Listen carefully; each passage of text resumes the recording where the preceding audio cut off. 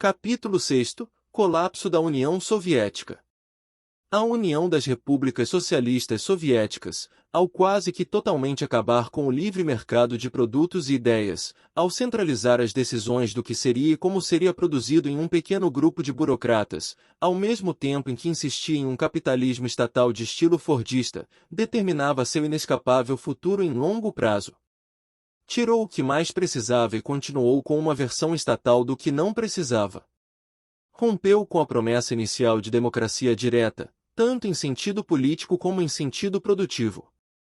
Tal falta de democracia, inclusive toda a perseguição existente a ideias inovadoras e a críticos, acabou por se tornar uma forma violenta de se proteger das consequências de se tomar o poder de forma revolucionária, pressões internas e externas. Além dos radicais internos contrários, ainda existiam os ataques externos constantes de potências imperialistas dominantes, Estados Unidos e Europa. Para se ter ideia, em seu início a URSS foi invadida por 14 países imperialistas ou apoiadores do imperialismo. Isto acabou por levar a uma mistura entre partido e Estado, salvaguardados militarmente, que concentrou o poder numa elite estatal ligada diretamente ao alto comando do Partido Comunista, ao se tentar proteger a sociedade de todos os contra-revolucionários, tanto domésticos como externos. Isto era um problema sistêmico grave, por criar sérias barreiras burocráticas à circulação de informação e ideias dentro do sistema socioeconômico soviético.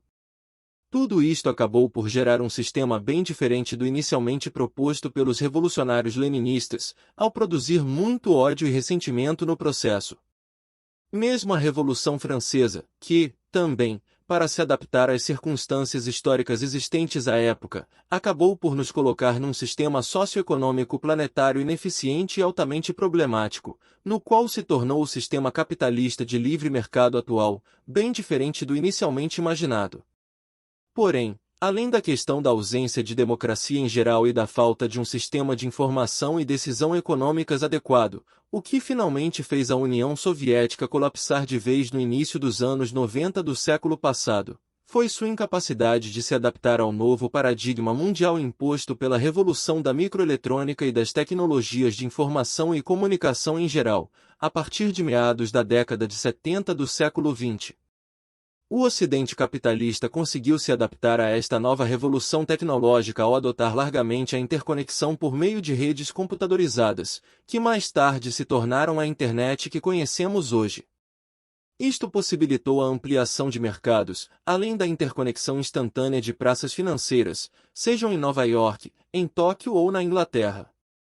Seu investimento maciço em tecnologia da informação e na produção e aperfeiçoamento de computadores, fez com que se adaptasse aos novos tempos, dando-lhe sobrevida, possibilitando o surgimento e o domínio global da fase capitalista neoliberal e o surgimento forte de uma economia financeira preponderante dentro do sistema econômico mundial.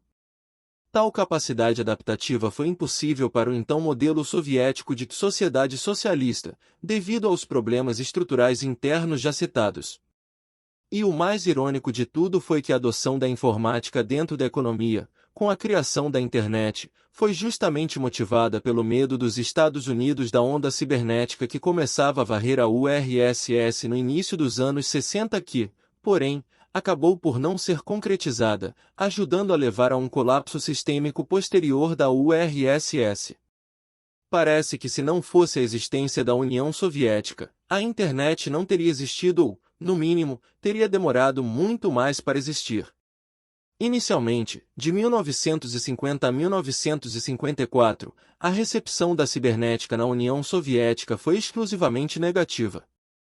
O Departamento Soviético de Agitação e Propaganda pediu que o anti-americanismo fosse intensificado na mídia soviética e, em uma tentativa de preencher as cotas do departamento, os jornalistas soviéticos se agarraram à cibernética como uma pseudociência reacionária americana para denunciar e zombar.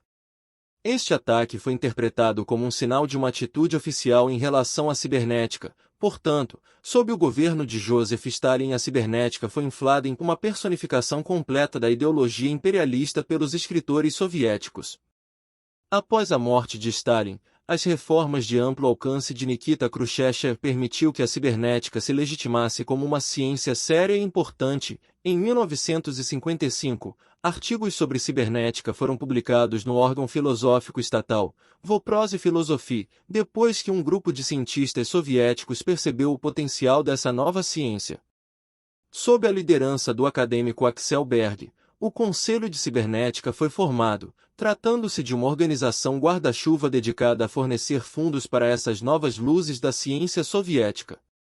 Na década de 1960, essa rápida legitimação colocou a cibernética na moda, uma vez que cibernética se tornou uma palavra da moda entre os cientistas que buscavam carreira. Apesar disso, a administração de Berg deixou muitos dos cibernéticos originais da organização descontentes. Na década de 1980, a cibernética já havia perdido relevância na cultura científica soviética. O que vem ocorrendo agora ao neoliberalismo, vencedor da corrida contra o socialismo real da URSS, é mais uma vez a necessidade do sistema socioeconômico se adaptar a grandes mudanças tecnológicas dentro das sociedades. Só que agora, a nova revolução tecnológica que nos afeta diretamente é a atual quarta revolução industrial que, na verdade, trata-se de uma categoria nova de revolução tecnocientífica, não mais industrial ou principalmente industrial, mas agora uma revolução informacional, de igual grau de magnitude e importância, ou até mesmo maior, que a revolução agrícola e das três revoluções industriais pelas quais a humanidade já passou. E o que tudo tem indicado, pela crescente ineficiência na alocação de recursos, que tem gerado com cada vez mais intensidade consequências como a destruição ambiental e uma gigantesca desigualdade social no acesso aos recursos planetários, é que desta vez o sistema de livre mercado capitalista não conseguirá se adaptar novamente. A atual revolução tecnológica em curso rompe com um de seus preceitos básicos de escassez relativa presumida. A escassez artificial hoje existente não pode mais resistir ao poder tecnológico despertado dentro desta nova revolução tecnológica humana, pois ela rompe com o poder do lucro, demolindo pedaço por pedaço. O que podemos fazer é nos unirmos para tentar mudar para algo sustentável o mais rápido possível ou continuarmos dentro do capitalismo e sucumbirmos civilizacionalmente, como ocorreu com os soviéticos, só que agora de forma global. O problema do cálculo econômico. O problema do cálculo econômico é uma crítica ao uso do planejamento econômico como substituto da alocação dos fatores de produção baseada no mercado. Foi proposto pela primeira vez por Ludwig von Mises em seu artigo de 1920 Cálculo Econômico na Comunidade Socialista e posteriormente expandido por Friedrich Hayek. Em seu primeiro artigo, Mises descreveu a natureza do sistema de preços sob o capitalismo e descreveu como os valores subjetivos individuais, enquanto critica outras teorias de valor, são traduzidos em informações objetivas necessárias para a alocação racional de recursos na sociedade. Ele argumentou que o planejamento da economia leva necessariamente a uma alocação irracional e ineficiente de recursos. Nas trocas de mercado, os preços refletem a oferta e a demanda de recursos, mão de obra e produtos. No artigo, Mises focou sua crítica nas deficiências da socialização dos bens de capital, mas depois passou a elaborar das várias formas diferentes de socialismo em seu livro Socialis. Ele mencionou brevemente o problema no terceiro livro de Ação Humana, um tratado de economia, onde também elaborou sobre os diferentes tipos de socialismo, nomeadamente os modelos Hindenburg e Lenin, que são singularmente diferentes, e mostrando por que, em sua opinião, o socialismo de mercado ainda é vítima dos problemas que estão ligados à própria estrutura do socialismo. Mises e Hayek argumentaram que o cálculo econômico só é possível por meio de informações fornecidas por meio de preços de mercado e que os métodos burocráticos ou tecnocráticos de alocação carecem de métodos para alocar recursos racionalmente. A análise de Mises centrou-se na teoria dos preços, enquanto Hayek optou por uma análise mais detalhada da informação e do empreendedorismo. O debate se alastrou nas décadas de 1920 e 1930 e esse período específico do debate passou a ser conhecido pelos historiadores econômicos como o debate do cálculo socialista. As críticas iniciais de Mises receberam múltiplas reações e levaram à concepção do socialismo de mercado, mais notavelmente o teorema de Lange-Lerner. No artigo de 1920, Mises argumentou que os sistemas de preços nas economias socialistas eram necessariamente deficientes porque se uma entidade pública possuísse todos os meios de produção, nenhum preço racional poderia ser obtido para bens de capital, pois eram meras transferências internas de bens e não objetos de troca, ao contrário dos bens finais. Portanto, eles não eram precificados e, portanto, o sistema seria necessariamente racional, pois os planejadores centrais não saberiam alocar os recursos disponíveis de forma eficiente. Ele escreveu que a atividade econômica racional é impossível em uma comunidade socialista. Mises desenvolveu sua crítica ao socialismo de forma mais completa em seu livro Socialis, de 1922, argumentando que o sistema de preços de mercado é uma expressão da praxeologia e não pode ser replicado por nenhuma forma de burocracia. Críticos notáveis do argumento original de Mises e da nova proposta de Hayek incluem o economista anarcocapitalista Bryan Caplan, o programador de computador e marxista Paul Cook-Schott, bem como outros comunistas. Atualmente, o debate perpassa pelo uso da computação para resolver o problema.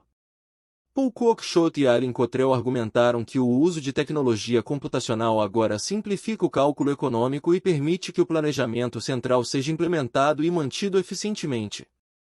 Stephen Horvitz fez um contraponto, indicando que o problema do cálculo econômico não seria computacional, mas epistemológico, uma vez que a informação utilizada para os cálculos não viria dos indivíduos, portanto não representando suas preferências subjetivas. Leigh Phillips e Michal Rosworski lançaram um livro em 2019 que argumenta que corporações multinacionais como Walmart e Amazon já operam economias centralmente planejadas maiores que a União Soviética, afirmando que o problema de cálculo econômico já está superado.